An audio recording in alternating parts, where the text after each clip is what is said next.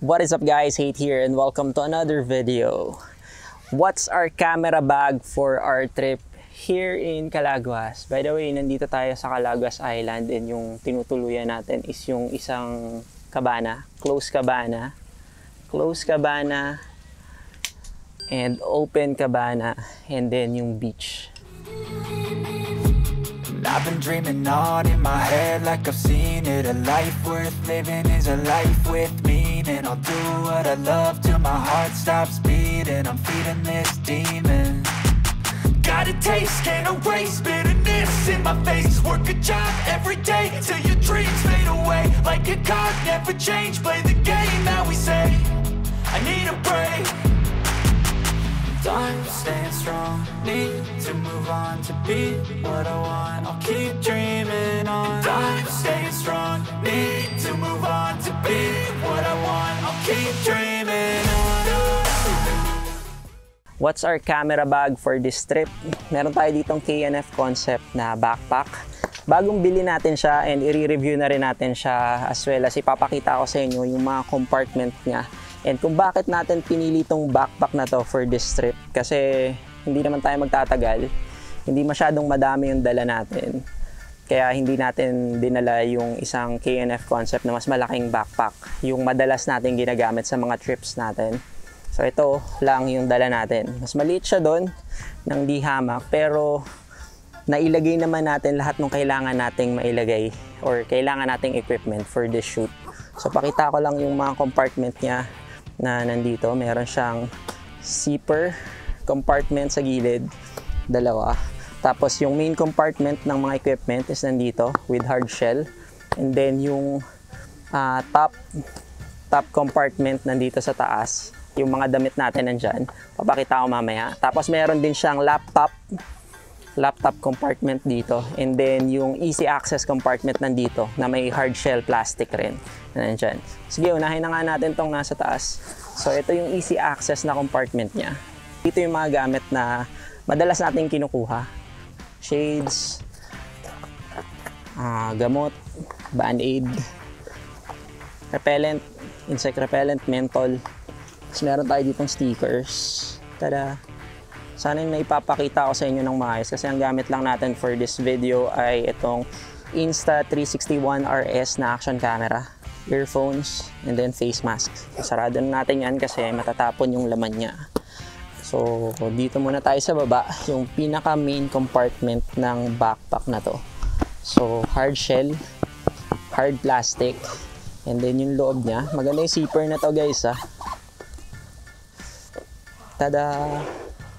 So ito, sa pinaka-shell niya, meron siyang tatlo na mini compartment. So nandito yung SD card natin. Dito rin natin sinasama yung mic na ginagamit natin ngayon. Diba? Natatapon. Yeah. Tapos ito yung isang compartment, yung filters natin for the drone. Tapos meron siya ditong, ayan, ganyan, compartment. Pero ayoko maglagay dyan kasi pag binubuksan ko, nalalaglag. Tapos ito yung mga dala natin. So isa-isa ko silang ilalabas.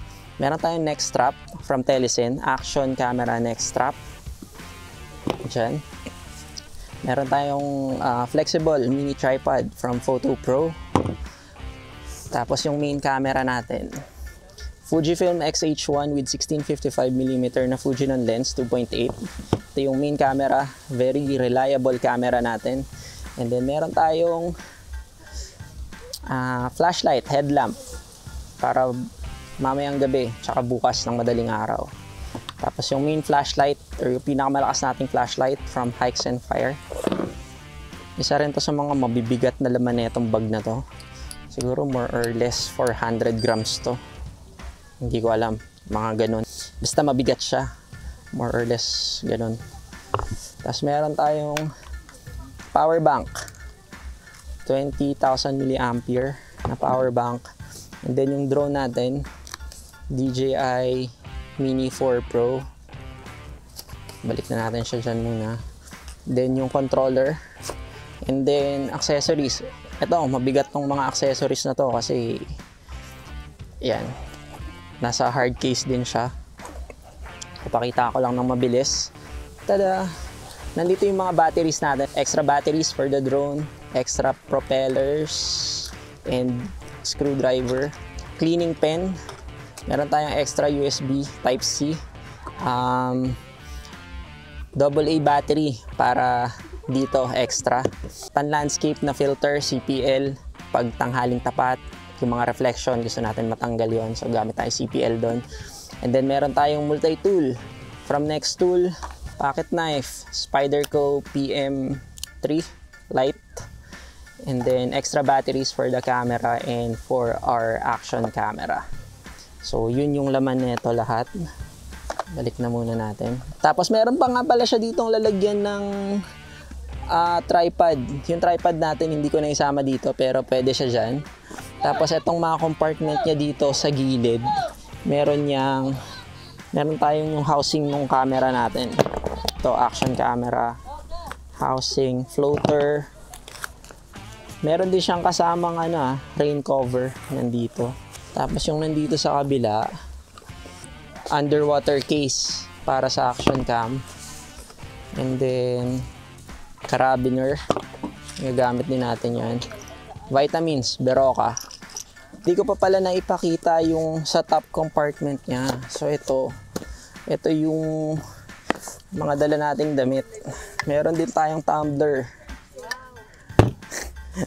Tapos meron tayo ditong damit. Ito yung clothes lang natin for this trip kasi hindi naman tayo magtatagal masyado. So ito na yung lahat. So yung loob niyan, ayan, with dalawang extra maliit na compartment dyan. Ito, natatanggal to So pwede siyang maging isang malaking backpack. Pwede yung matanggal yung mga dividers niya, pati itong nasa gitna. Ma-access mo yung hanggang baba. Tapos dito sa gilid niya, sa likod na side, meron siya ditong laptop compartment. Pero hindi laptop yung nakalagay dyan, yung jacket natin nakalagay dyan para easy access. So ayun, ang dami nating dala, no? Nagkasya siya dyan lahat sa backpack na to. Well designed, and gusto ko siya, hindi siya sobrang bigat, lightweight, and maganda yung pagkakadesign ng mga divider and pads niya. So nailagay natin lahat ng mga kailangan nating equipment sa kanya. So yun lang para sa video na to. Thank you guys for watching, and sana abangan nyo yung full video natin dito sa Calaguas na isushoot natin maya-maya. Kasi kakarating lang natin ngayon. Mag-aayos pa tayo ng ating mga gamit. So I guess that's it for this video, guys. Thank you for watching. Don't forget to like and subscribe. Once again, my name is Hate. See you in the next video. Mabuhay!